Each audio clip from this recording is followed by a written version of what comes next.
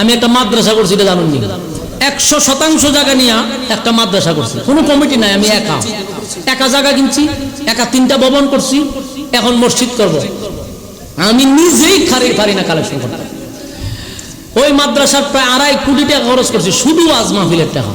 এখানে কোনো ডোনার নাই, কোনো নেতাও নাই, কোনো খেতাও নাই, কেউ গণিও না। আমি সব দুর্নীতিবাজরে ফিসে বেলায় একা মাদ্রাসা করছি। আমি ভাবলে মাদ্রাসা হয়ে যেত। তুই যে কত বড় শয়তান আমি আল্লাহ জানি, কিন্তু নিজে নিজে শুধরাইয়া যা, নিজে নিজে ভালো হওয়ার চেষ্টা কর। মানুষের সামনে তোর পাপাচার তুলে ধরলাম না, তোরে আমি হেফাজত করলাম। আল্লাহ আমাদের ইজ্জতের হেফাজত করছে, এটা মালিকের পক্ষ থেকে আমাদের প্রতি দয়া, নাহলে ইজ্জত তাহলে ঠিক নেই। এখন আসুন, আল্লাহ কয় নিজের ইমানদার দাবি করলে চলবে না, বাস্তবে ইমানদার হতে হবে। দাবির বেলায় নয়, কাজের বেলায় ইমানদার হতে হবে। দাবি তো সবাই, কিন্তু কাজের বেলায় ইমানদার হতে হবে। আল্লাহ এই জন্য এক আয়াতে বলেন, আমিনু কামা আমানান নাস, আমিনু কামা আমানান নাস, ঈমান আনো ওই মানুষদের মতো, ঈমান আনো ওই মানুষদের মতো। এই কথা মালিক কেন বললেন? আমিনু কামা আমানান নাস, ঈমান আনো ওই মানুষদের মতো, মালিক কেন রে এই কথাটা বললেন? আমিনু কামা আমানান নাসের ব্যাখ্যা হতে পারে সাহাবায়ে কেরামদেরকে আল্লাহ বুঝাইছে তাদের মতো, ওই মানুষদের মতো ঈমান আনো, সাহাবায়ে কেরামদের মতো ঈমান আনো। আল্লাহ আমিনু কামা আমানান নাসের ব্যাখ্যা এটা হতে পারে সাহাবায়ে কেরামদেরকে বুঝাইছে। আবার আমিনু কামা আমানান নাসের ব্যাখ্যা হতে পারে ওই মানুষদেরকে আল্লাহ বুঝাইতে পারে, যেমন ফেরাউনের বউ আসিয়া ওই ঈমানের পরীক্ষা দিছে। আমিনু কামা আমানান নাস ওই মানুষও হতে পারে যেমন আব্দুল্লাহ বিন তামের, সেও ঈমানের পরীক্ষা দিছে। তাহলে একটা কথা আমাদের মাথায় রাখতে হবে, দাবির বেলায় ইমানদার হলে চলবে না, আমাদেরকে ঈমানের পরীক্ষা দিতে হবে। কথা বুঝুন আমার কিতাব উস্তাদ হ্যাঁ না তো কইতে বলুন, দাবির বেলা না কাজের বেলা? এটা হইতিব তো। দাবির বেলায় তো সবাই ইমানদার। এই নিজের যদি ইমানদার দাবি করি, যদি নিজের ইমানদার দাবি করি আপনি আমি, তাহলে লিখে রাখেন ইমানদারের ইমানি পরীক্ষা হয়।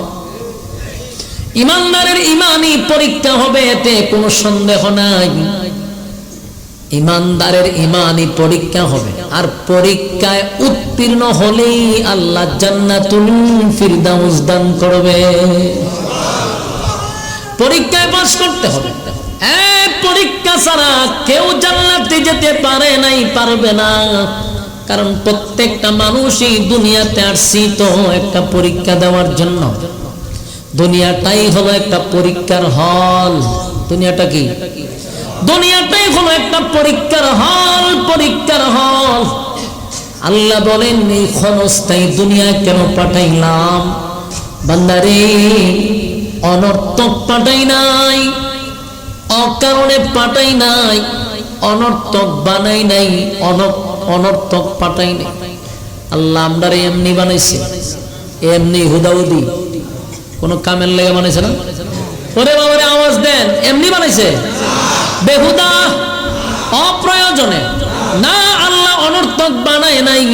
মালিক তো নিজেই বলে আফা হাসিবতুম আন্নামা খালাকনাকুম আবাসাও ওয়া আন্নাকুম ইলাইনা লা তুরজাউন।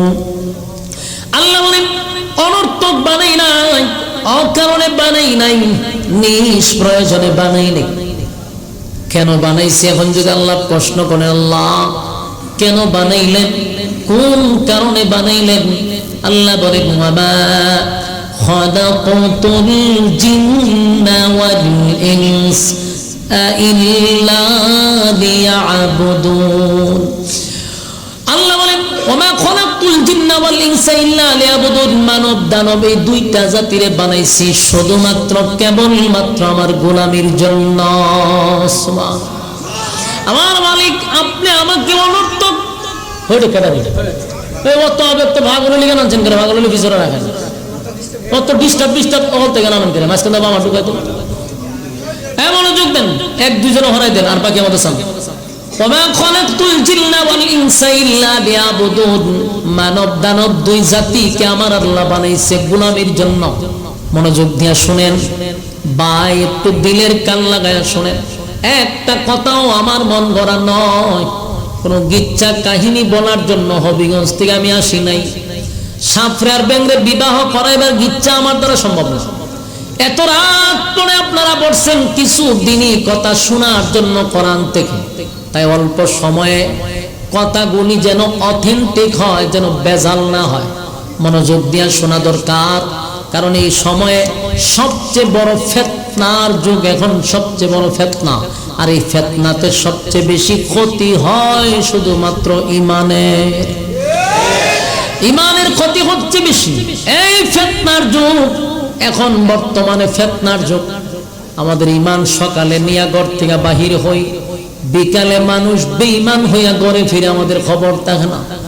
অথচ আমাদের সবচেয়ে বড় হাতিয়ার হলো ঈমান। আমাদের সবচেয়ে বড় হাতিয়ার হলো ঈমান। ঈমান ছাড়া 4 পয়সার কোনো দাম নাই। ঈমান ছাড়া কোনো দাম নাই। যাররা যাররা পরিমাণ ঈমানটা লইয়াও যদি কবরে যেতে পারে, গুনার কারণে জাহান্নামের আগুনে জ্বলবেন। বছরের পর বছর, যুগের পর যুগ জাহান্নামের আগুনে জ্বলার পরে ওই যাররা পরিমাণ ঈমানের গুণে আমার আল্লাহ একদিন জান্নাতে ঢুকাবে। শুধুমাত্র যাররা পরিমাণ ঈমান থাকার কারণে। আমার যুবক ভাইরা, এই জন্য ঈমানের প্রতি আমাদের গুরুত্ব থাকা দরকার। আজকে আমাদের ঈমান বড় দুর্বল। 5 টাকার একটা রং সার কাছে আমরা ঈমান বিক্রি করি, কথা হয় না? 5 টাকার একটা রং সার কাছে ঈমানটা বিক্রি করে দেই। অথচ সবচেয়ে বড় হাতিয়ার হলো ঈমান। আল্লাহ বলেন আমিনু কামা আমানান নাস, তোমরা ঈমান আনো ওই মানুষদের মতো। আমার যুবক ভাইরা, ওই মানুষদের মতো আল্লাহ কেন বললো? কারণ তারা ঈমানের পরীক্ষা দিয়া নাম্বার পাইছে 199 না 100 পাইছে। তাই ওই সমস্ত মানুষদেরকে আমাদের ফলো করা দরকার। সাহাবায়ে কেরাম হতে পারে এদেরকে জ্বলন্ত কয়লার মধ্যে শোয়া দেওয়া হয়েছে ঈমান আনার অপরাধে। শরীরের চামড়াগুলি খসে গেছে, পড়ে গেছে, এরপরে ঈমান দেয় নাই গো, ঈমান দেয় নাই। বহু সাহাবী ঈমান আনার অপরাধে বুকের মধ্যে পাথর রাখছে, লড়াচড়া করতে পারে না। প্রচন্ড রৌদ্রে আর বালির মধ্যে শুয়াইয়া বুকে পাথর রাখছে রে, যেন লড়াচড়া না করতে পারে। কিন্তু তারা ঈমান দেয় নাই, জীবন দিছে, ঈমান দেয় নাই, জীবন দিছে, ঈমান দেয় নাই। এই জন্য আল্লাহ বলে ওই মানুষদের মতো ঈমান আনো। এমনকি আসিয়ার মতো একজন মহিলা, যিনি পৃথিবীর 4 জন মহিলার মধ্যে একজন। সুবহানাল্লাহ। পৃথিবী বিখ্যাত 4 জন মহিলা আছে, আল্লাহর সবচেয়ে পছন্দনীয় 4 জন মহিলা, যারা এই জমিনে আল্লাহর পক্ষ থেকে সালাম পাইছে রে। এর মধ্যে একজন হলো নবীর বিবি আম্মা জান খাদিজা। 4 জন মহিলার মধ্যে আম্মা জান খাদিজা একজন। 2 নম্বর হলো মারিয়াম আলাইহিস সালাতু ওয়াস সালাম। আর 3 নম্বরে হলো ফেরাউনের বউ হইয়া, জালেমের বউ হইয়া পৃথিবীর 4 জন মহিলার মধ্যে একজন আসিয়া। এই ফেরাউনের বউ হওয়ার পর আসিয়া ঈমানের পরীক্ষা দিতে গিয়া 100 নম্বরে পাস করছে, 99 না। এজন্য আল্লাহ আমিনু কামা আমানান নাস এর দ্বারা আসিয়াকেও বোঝাতে পারে। আমার যুবক ভাইয়েরা, ইমানের পরীক্ষা হবে গো, ইমানের পরীক্ষা হবে। সাহাবায়ে কেরামরাও ইমানের পরীক্ষা দিছে, ইমানের জন্য জীবন দিছে, ইমানের জন্য ইজ্জত দিছে, ইজ্জত দিছে, কিন্তু ইমান দেয় নাই। ঠিক আল্লাহর হাবিবের একজন সাহাবী নাম ছিল আব্দুল উজ্জা। আব্দুল উজ্জা কোরআনের সাথে নামটা সাংঘর্ষিক। এই আব্দুল উজ্জা সে 360 মূর্তির গোলামি করত, ইবাদত বন্দেগী করত, পূজা মূর্তি পূজা করত। একদিন আল্লাহর নবীর নসিহত শুনে তার কাছে ভালো লাগলো, নবীর হাতে এসে কালেমা পড়ে ঈমান আনলো। আল্লাহর নবী তার নামটা পরিবর্তন করে রাখছে আব্দুল্লাহ, সুন্দর নাম আব্দুল্লাহ রেখে দিল। আব্দুল্লাহ বাড়িতে চলে গেল। ওই আব্দুল্লাহর বাবা ছিল না, মা চাচার কাছে বিবাহ বসে গেছে, চাচার কাছেই সে লালিত পালিত। টাকা পয়সার অভাব ছিল না, তখনকার ব্যবসায়ী ছিল সফল ব্যবসায়ী, টাকার অভাব নেই। আব্দুল্লাহর নাম রেখে দিছে আব্দুল্লাহ। এই আব্দুল্লাহ গোপনে গোপনে গোপনে গোপনে কালেমার দাওয়াত দিত, ইসলামের কাজ করত। একদিন তার চাচার কাছে সংবাদ আসলো, তোমার ভাতিজা বাপ দাদার মধ্যে, বাপ দাদার ধর্মের মধ্যে সুনকালি মারছে। হয় আব্দুল্লাহর পুত্র মুহাম্মদের কাছে যায় আর কালেমা পড়ছে। ইজ্জত তো আর থাকলো না, ইজ্জত তো আর রইল না। আব্দুল্লাহ করলোটা কি? আব্দুল উজ্জা করলোটা কি? আব্দুল উজ্জাকে ডাক দিয়ে বলে, এ আব্দুল উজ্জা, তুই আমার ভাতিজা, আমার কোনো সন্তান নাই, এই সম্পদের মালিক আমার এবং তোর বাবার সম্পদের একক মালিক তৈলে তুই। এখন তুই যে আব্দুল্লাহর পুত্র মুহাম্মদের কাছে কালেমা পড়ে ঈমান আনছস, আমি এটা বরদাস্ত করতে পারবো না। ভাতিজারে এখনো সময় আছে, পাগলামি করিস না, মুহাম্মদের কাছে আর কোনদিন যাবি না। আজকের থেকে ধর্ম বাদ দিয়া বাপ দাদার ধর্ম পালন কর, ব্যবসা বাণিজ্য কর। আব্দুল্লাহ বলে, চাচা আমি যেই ধর্ম গ্রহণ করেছি আমার নাম তো আর আব্দুল উজ্জা না, আমার নাম আজকের থেকে আব্দুল্লাহ। সুবহানাল্লাহ। চাচা আমার নাম আব্দুল্লাহ, আমার নবী আমার নামটা রেখে দিছে আব্দুল্লাহ, তাই আপনি ডাকতে হলে আমার আব্দুল্লাহ বলে ডাকেন। চাচার মেজাজ গেছে আরো গরম হয়ে, কয় এখনো ভালো আছে, এই ধর্ম ছেড়ে আমাদের ধর্মে আবার ফিরে আয়, ব্যবসা বাণিজ্য কর। আব্দুল্লাহ কয়, দুনিয়ার সব ছাড়তে পারি, মুহাম্মদকে ছাড়তে পারি না। চাচা তারে আটকায় রাখছে, আটকাইয়া তারে নির্যাতন শুরু করছে। প্রথম দিক দিয়ে মারধর শুরু করছে, মারে আর কয় কালেমা ছাড়বি? না কালেমা ছাড়বো না। আঘাতের পর আঘাত, আঘাতের পর আঘাত, এত আঘাত শরীরটা রক্তাক্ত হয়ে গেছে। এরপর আব্দুল্লাহ কালেমা ছাড়ে না। চাচা অতিরিক্ত তারে মারধর করতেছিল, কোনোভাবেই কালেমা ছাড়ে না। একটা পর্যায়ে চাচা চিন্তা করলে এর চেয়ে বেশি মারলে তো মারাই যাবে, তাই বলল, আব্দুল্লাহ রে কালেমা ছাড়বি না? বলে, আমার জীবন চলে যাবে, আমি কালেমা ছাড়বো না। এক পর্যায়ে বলল, ঠিক আছে, আজকের থেকে আমার সম্পদ, তোর বাবার সম্পদ, তোর মার সম্পদ, সবগুলার থেকে তোরে বঞ্চিত করলাম। এত বিশাল সম্পদ থেকে তুই বঞ্চিত হইলি। আব্দুল্লাহ কয়, তামাম পৃথিবীর থেকে বঞ্চিত করলেও দুঃখ থাকবে না, আমার নবীর পাশে আমাকে পাঠায়া দাও, আমার মনে কোনো দুঃখ নেই। সুবহানাল্লাহ। আব্দুল্লাহর চাচার রাগ উঠে গেল, সম্পদ থেকে তারে বঞ্চিত করলাম, তারপরও কালেমা ছাড়ে না। যখন আব্দুল্লাহ চলে যাচ্ছিল নবীর দিকে, তার চাচা তারে লোক দিয়ে আবার ডাকায় আনছে, আবার মারছে। মাইরা কয়, শরীরে যে কাপড় পরছ সেগুলো আমার দেওয়া, আমার টাকা, আমার টাকার কাপড়, আমার টাকার পোশাক, আমার টাকার সবকিছু। যদি মুহাম্মদের কাছে যাইতে হয় রে, তাহলে উলঙ্গ হইয়া যাইবি। নাউজুবিল্লাহ। বাড়ি দিয়া কইবে, মুহাম্মদের কাছে যদি যাইতে চাস উলঙ্গ হইয়া যাইবি। আমার টাকার কাপড় পরিধান করিয়া, আমার ধর্মের মধ্যে সুনকালি মারিয়া আমারে সাইরা যাইবি, তো আমার কাপড় পরবি কেন? আব্দুল্লাহ, চাচা লজ্জাস্থানটা ঢাকার মতো একটা আমারে কাপড় দেন, আমি যুবক মানুষ, কেমনে গো পুরা উলঙ্গ হইয়া আমি থাকবো? বলে এখনো সময় আছে, কালেমা যদি চাইরা দেস কোনো অসুবিধা নাই। আব্দুল্লাহ পুরা শরীরের কাপড় খুলছে, শরীরের মধ্যে আর কোনো কাপড় নাই। চাচার উদ্দেশ্য ছিল একেবারে উলঙ্গ যদি করে দেই, লজ্জায় আর শরমে মনে হয় মুহাম্মদের কাছে যাবে না, কিন্তু ঈমান তারে আটকায় রাখতে পারলো না।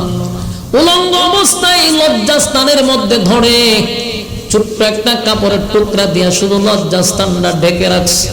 দৌড়াইতে দৌড়াইতে হাবিবে কিবরিয়ার একেবারে মসজিদে নববীর কাছে গিয়ে দাঁড়ায় আছে, মানে নবীর হুজুরার কাছে। নবীর হুজুরার সামনে দাঁড়ায় আছে। তখন শেষ রাত্রিতে প্রচন্ড ঠান্ডা, ঠান্ডার মৌসুম, শীতে থর থর করে কাঁপতেছিল। আবার ভিতরে একটা চিন্তা, যদি আমি এখন গিয়া ডাক দেই, আমার নবী যদি ঘুমে থাকে রে, আমার ডাকের কারণে যদি নবীর ঘুম ভেঙে যায়, আমি আল্লাহর দরবারে কি জবাব দিব? তাই প্রচন্ড শীতের মধ্যে হুজুর শরীফের সামনে দাঁড়ায় আছে।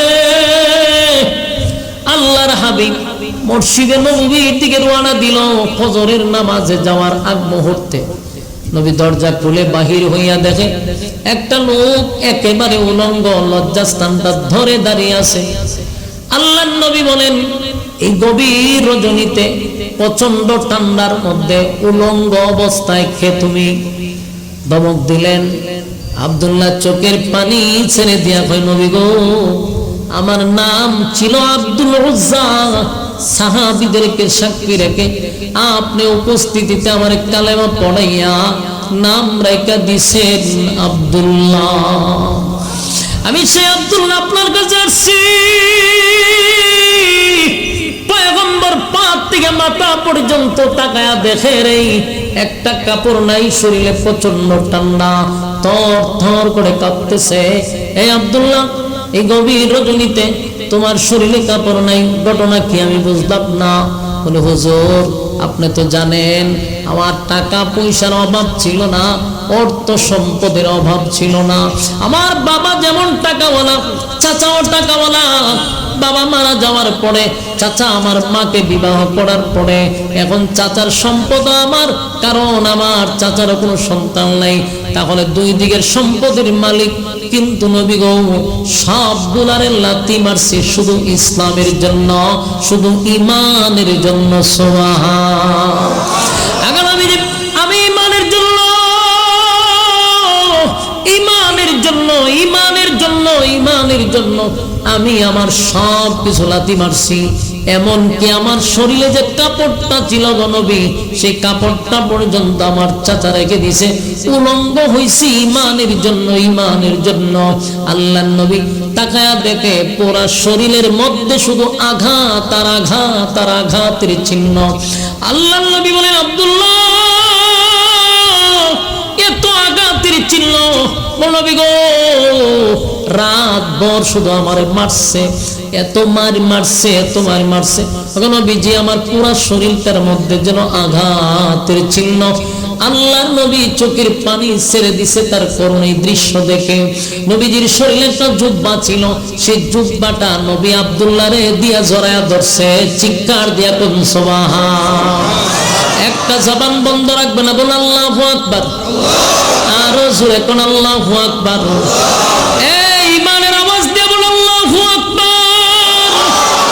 এই নবীর জুব্বা সাধারণ না গো, নবীর জুব্বা সাধারণ না। কত সাহাবী আবু বকর হইয়া, ওমর হইয়া, আলী হইয়া নবীর জুব্বা পায় নাই, কিন্তু আব্দুল্লাহ জুব্বা পাইছে। নবীর জুব্বা সাধারণ নয়, আব্দুল্লাহ নবীর জুব্বা পাইল। আব্দুল্লাহর সম্মান মর্যাদা বেড়ে গেল, এত বাড়া বাড়ছে। আব্দুল্লাহ মসজিদে নববীতে যাওয়ার পরে সাহাবীরা চোখ উল্টায়া দিছে, হায় হায় নবীর জুব্বা, নবীর জুব্বা, নবীর জুব্বা। এত সাধারণ কোন সাহাবী না, নবীর জুব্বা পাইছে রে। নবীজি ফজরের নামাজের পরে আব্দুল্লাহর সামনে নিয়ে বলে, আব্দুল্লাহ তোর এই করুণ দৃশ্য শুই না আমি নবী ব্যথা পাইছি। আমি এই মুহূর্তে আল্লাহর কাছে দুইটা হাত তুলে আমার আব্দুল্লাহর জন্য একটু দোয়া করব। এ আব্দুল্লাহ বল, আমার কাছে বল তোর মনের কি আশা আছে রে, তোর মনের আকাঙ্ক্ষা আমারে বল। আমি আমার মালিকের কাছে দুইটা হাত তুলে দোয়া করব, আল্লাহ যেন আমার আব্দুল্লাহর মনের আশা পূর্ণ করে দেয়। আব্দুল্লাহ এখন যা চাইবি তা মালিক কবুল করবে, যা চাইবি তা কবুল করবে, যা চাইবি তা কবুল করবে। সাধারণ কথা না, সুবহানাল্লাহ। আমার নবী যদি হাত তুলে রে বলুন আমার আল্লাহকে ফিরায়া দেয় না মালিক, আমার নবী যদি হাত তুলে মালিক ফিরায়া দেয় না গো। তাই নবী বললেন, আব্দুল্লাহ এই যে আমি হাত তুলব, শুধু তুই বল আমার কাছে কি চাস, যা বলবি তা কবুল হবে। এরকম যদি আমাদেরকে সুযোগ দেওয়া হইতো রে, আমরা কইতাম যে ডক্টর ইউনূসের মৃত্যু চাই, আমরা যেন প্রধানমন্ত্রী বানায় দেয়। ও কথা কোনা ঠিক নেই। আমরা কইতাম যে ডক্টর ইউনূস রে মাইরা আমারে ডক্টর ইউনূসের জায়গাত বসায়া দেন, আপনি দোয়া করলে কবুল হয়ে গেলে তোমরা এই বিষয়টা বলে দিতে হবে মাতুন না দি। প্রত্যেকটা মানুষ স্বার্থের জন্য চাইতো, কারণ নবী বলছে যা চাইবি তা কবুল হবে। আমরা হইলে কি চাইতাম, হ্যাঁ হইতাম যে প্রেসিডেন্ট হইতে চাই, আর নাহলে গুলশানে 5টা বাড়ি চাই, কানাডায় চাই, বেগম পাড়া চাই, হ্যাঁ সুইস ব্যাংকে টাকা চাই, কথা কই না দি। সব কিছু চাইতাম, কারণ আল্লাহর নবী নিজে বলছে যা চাইবি তা পাইবি, যা চাইবি তা পাইবি। এত কিছু জানার পরেও আমার যুবক ভাইরা আব্দুল্লাহ বলল, নবী গো আমার আল্লাহ কি যা চাইলে তাই দিবে? বলো তুই যা চাইবি আল্লাহ তা দিবে। আব্দুল্লাহ রে বল আমি তোর জন্য দোয়া করব। আব্দুল্লাহ কি চাইছে জানো? আব্দুল্লাহ নবীরে কয়, নবী গো আমার মালিক যদি যা চাইলি তা দেয়, তাহলে আমি আমার মালিকের কাছে চাই আপনি দোয়া করেন আমার মালিক যেন আমাকে শাহাদাতের মৃত্যু দেয়। একটা জবান বন্ধ রাখবেন না, কোন আল্লাহু আকবার। এই ঈমানের আওয়াজ দিয়ে বল আল্লাহু আকবার। সাহাবীদের ঈমান কারে কয়, ঈমান কারে কয় চিন্তা করেন। নবী কয় যা চাইবি তা পাইবি। আব্দুল্লাহ কয় আমারে আল্লাহর কাছে বলেন শাহাদাতের মৃত্যু দিত, শাহাদাতের মৃত্যু। আল্লাহর নবী তখন দোয়াটা উল্টায়া করলেন, আল্লাহ আমার এই আব্দুল্লাহকে কোন যুদ্ধের ময়দানে বেঈমানদের তরবারি তার জন্য হারাম করে দাও। নবী উল্টা দোয়া করছে, কোন বেঈমানের তরবারি দিয়া যেন আমার আব্দুল্লাহকে যেন হত্যা না করতে পারে। বেঈমানদের তরবারি আব্দুল্লাহর জন্য হারাম। তার মানে আব্দুল্লাহ শাহাদাত বরণ করলেও যুদ্ধের ময়দানে বেঈমানদের তলোয়ারের আঘাতে শাহাদাত বরণ করবে না, এটা নিশ্চিত হয়ে গেছে। সুবহানাল্লাহ। আব্দুল্লাহ শাহাদাতের মৃত্যু হইছে, কিন্তু বেঈমানদের তরবারির আঘাতে না। আব্দুল্লাহর জ্বর উঠছে, জ্বর উঠা আব্দুল্লাহ যুদ্ধের ময়দানে যাওয়ার আগে রাস্তায় জ্বরে আক্রান্ত হইয়া মারা গেছে। নবী বলেন আমার আব্দুল্লাহ শাহাদাতের মৃত্যু পাইছে। সুবহান। আমার যুবক ভাইরা বুঝাইতে চাই ঈমান কারে কয়, ঈমান কারে কয়। এই জন্য আল্লাহ বলেন আমিনু কামা আমানান নাস, আমিনু কামা আমানান নাস। ওই মানুষদের মতো ঈমান আনো। ওই মানুষ দিয়া কি বুঝাইলো? সাহাবায়ে কেরাম বুঝাইলো। ফেরাউনের বউ আসিয়া বুঝাইছে। আসিয়া একটা মহিলা হইয়া ফেরাউনের ঘর তাইকা এত বড় ইমানদার মহিলা হয়ে গেল। আর আমরা দেশের মা বোনেরা সাধারণ একটু সমস্যা হইলে পুরুষদের উপরে সব দোষ দিয়ে আর আল্লাহর ওলি হয়ে যায়। বেড়া বানানা, বেড়া বানানা, এই কথাটা সহজেই মহিলারা বলে দেয়। একবার চিন্তা করো মা বোনেরা, তোমার জামাই কিন্তু ফেরাউনের চেয়ে খারাপ না। ফেরাউন মানুষকে প্যারাক মারতো। ফেরাউন নিজের খুদা দাবি করত। ফেরাউন মানুষকে হত্যা করত শুধু তারে খুদা না মানার কারণে। মা বোনেরা, পুরুষ মানুষ ফেরাউনের চেয়ে খারাপ না। এই ফেরাউনের গড়ে তাইকা যদি আসিয়া পৃথিবীর শ্রেষ্ঠ মহিলা হইতে পারে, তোমার জামাই তো কমপক্ষে নামাজটা পড়ে, কথা হয় না? অন্তত নিজের ইমান ইমানদার দাবি করে, ফেরাউন 90,000 নবজাতক শিশুরে খালি জবাই করছে। 90,000 নবজাতক শিশু জবাই করে নীল নদের পানিটা লাল করে দিছে। সেই ফেরাউনের গরম আসিয়া পৃথিবীর শ্রেষ্ঠ মহিলা। আল্লাহর নবী বলেন কিয়ামতের ময়দানে জান্নাতের ভিতরে আসিয়ার সঙ্গে আমার আবার আল্লাহ বিবাহ করাইবে। সুবহানাল্লাহ। এই আসিয়া এত দামি, আসিয়া এত দামি, এত দামি, এত দামি মহিলা। ইমানের পরীক্ষা দিছে। ফেরাউনরা যখন খোদা মানে না, ফেরাউন কয় আমি খোদা, আসিয়া তুমি খুদি। খোদার বউ কি হয়? খুদি হয়। আসিয়া রে আমি খোদা, তুমি খুদি। আসিয়া কয় তোর আমি খোদাই মানি না, তার মতো খম্বক্রে আমি খোদা মানি না। ফেরাউনের সান্দি গরম। খোদার বউ যদি খুদি না মানে আমি কার কাছে গিয়া খোদা দাবি করব? ফেরাউনের একটা বন্ধু আছে হামাইন্না সূরা, হামাইন্নার কাছে গিয়া কয় দোস্ত রে আমার বউ আমারে খোদা মানে না। হামাইন্নায় বুদ্ধি দিছে তোমার বউরে কঠিন থেকে কঠিন শাস্তি দিতে হবে। ফেরাউন আবার বন্ধুর কথা শুনতো, হামাইন্নার কথায় বউরে শাস্তি দেওয়া শুরু করলো। কি শাস্তি? জঘন্যতম শাস্তি দিল। হাজার মানুষের সামনে ফেরাউন আসিয়ারে উলঙ্গ করে দিছে। নাউজুবিল্লাহ। পৃথিবী বিখ্যাত 4 জন মহিলার মধ্যে আসিয়া একজন। এমন একজন মহিলারে মানুষের সামনে উলঙ্গ করছে হামাইন্নার কথায়। হামাইন্না বলছে দোস্ত উলঙ্গ করে দে, উলঙ্গ করে দিছে। কিন্তু ফেরাউন কয় দোস্ত উলঙ্গ করার পরও কালেমা ছাড়ে না। মুসার উপরে, মুসার রবের উপরে কালেমা পড়ছে। আসিয়া আমারে রব মানে না। হামাইন্না কয় দোস্ত একটা কাজ করো, আসিয়ারে পেরাক মারো, পেরাক মারো। কাঠের সঙ্গে শুয়াইয়া আসিয়ার 2 হাতে 2টা পেরাক, 2 পায়ে 2টা পেরাক। এরপরে হামান বলেন দোস্ত চামড়াগুলি বেলির দিয়ে কেটে আস্তে করে সবগুলা চামড়া তুলে ফেলো, তাহলে আসিয়ার শিক্ষা হবে, তোমারে খোদা মানবে। কত বড় নির্যাতন করছে গো! একটা জিন্দা মানুষের শরীর থেকে চামড়া উঠায়া নেওয়া এটা কি সাধারণ কথা? আপনি কি বরদাস্ত করতে পারবেন? আপনার হাত থেকে যদি চামড়াগুলি তুলে পুরা শরীরের চামড়াগুলি যদি ছিলে ফেলে জীবিত অবস্থায় কত ভয়ঙ্কর শাস্তি। হামাইন্না বুদ্ধি দিয়েছে আসিয়ার শরীরের চামড়া তুলে ফেলো। ফেরাউন তার কথায় তার শরীরের চামড়াগুলি তুলতেছিল। আসিয়া একটা চিৎকার দিয়ে বলে মালিক ঈমানের কারণে আমার স্বামী ফেরাউন হাজার মানুষের সামনে আমার উলঙ্গ করছে। আল্লাহ ঈমানের জন্য ইজ্জত দিলাম, ঈমানের জন্য আমি ইজ্জত দিলাম গো। আমার জিন্দা রাইকা শরীরের চামড়াগুলি তারা তুলতেছে। আল্লাহ আমার এতগুলা মানুষের সামনে আমার ইজ্জত নষ্ট করলো। আমি আর এই জালিমের জুলুম বরদাস্ত করতে পারি না। আল্লাহ আপনার পাশে আপনার জান্নাতে আমি আমায় আসিয়ার জন্য একটা ঘর বানায়া দেন, আমার আপনি নিয়ে যান। আল্লাহর কাছে যখন আসিয়া দোয়া করতেছিল, ফেরাউন একটা বড় পাথর নিয়ে আসছে আসিয়ার মাথার মধ্যে ছাড়বে। বড় পাথর আয়েশা দেখে আসিয়া আসমানের দিকে তাকিয়া মুস্কি মুস্কি হাসতেছে, চিৎকার দিয়া তুম সুবহান। ফেরাউন ডাক দিয়ে বলে আসিয়া সত্য করে বল আসিয়া এই কঠিন মুসিবতের সময় মৃত্যুর আগ মুহূর্তে কেন তুই মুস্কি মুস্কি হাসস?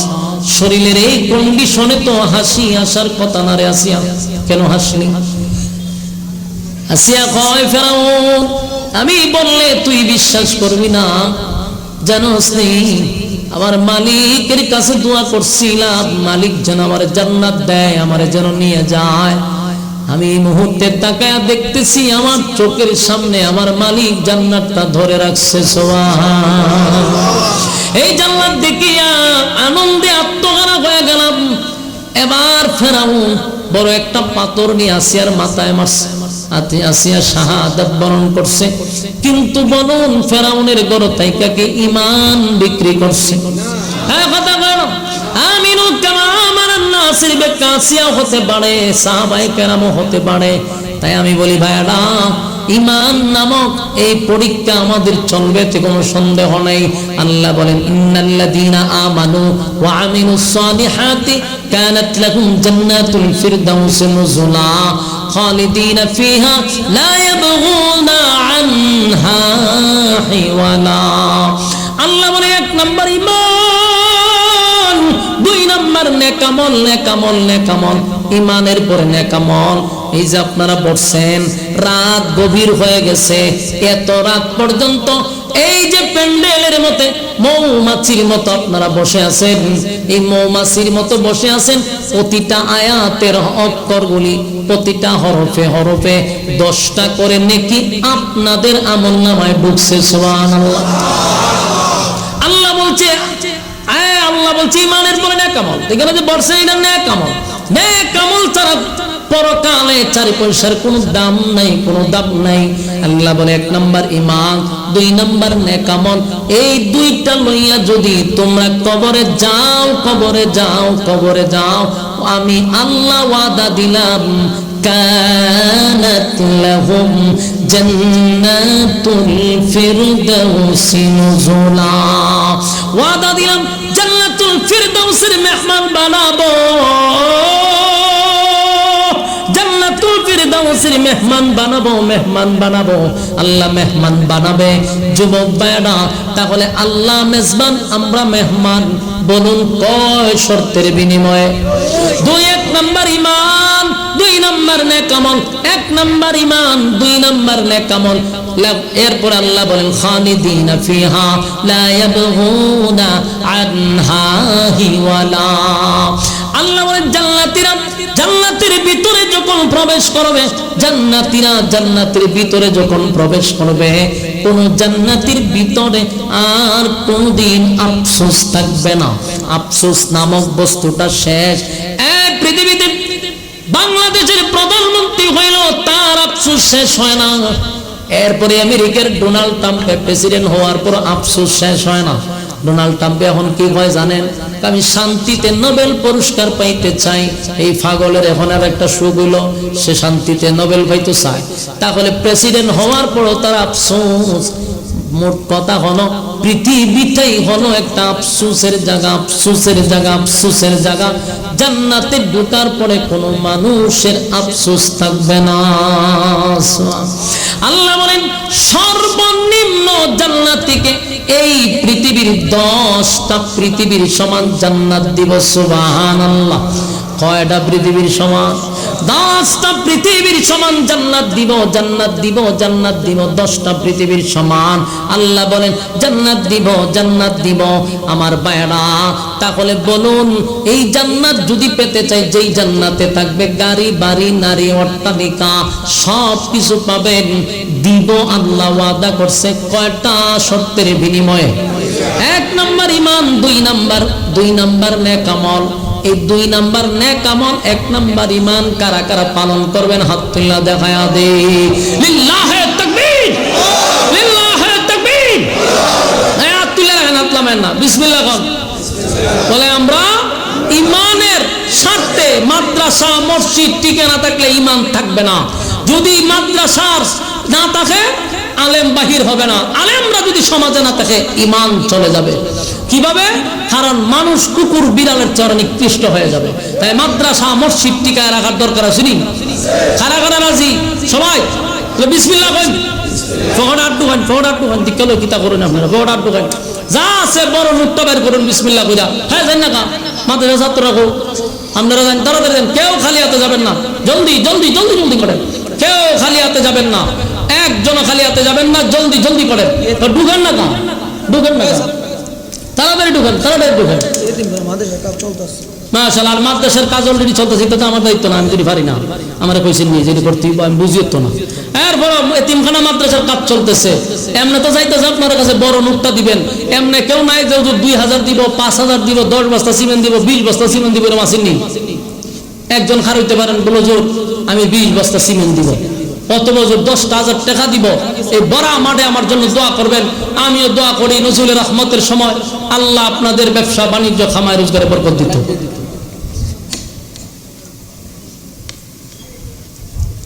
এই 10,000 5,000 2,000 টাকা নিয়ে আসেন, জলদি জলদি জলদি করেন। দোয়া করবো আল্লাহ তাআলা এই বড় মাঠে সবাই আমিন বলবে, রাস্তাঘাটের অ্যাক্সিডেন্টে আল্লাহ বাঁচায় দিত, ব্যবসা বাণিজ্যের মধ্যে বরকত দিত। জলদি করেন ভাই, জলদি জলদি। ভাই এটা বন্ধ করেন, বন্ধ করেন, জলদি করেন। 2,000 5,000 যে যতটুকু পারেন হাত তুলেন নিয়ে আসেন। এগুলোর আলাদা অভিজ্ঞতা থাকতে হয়।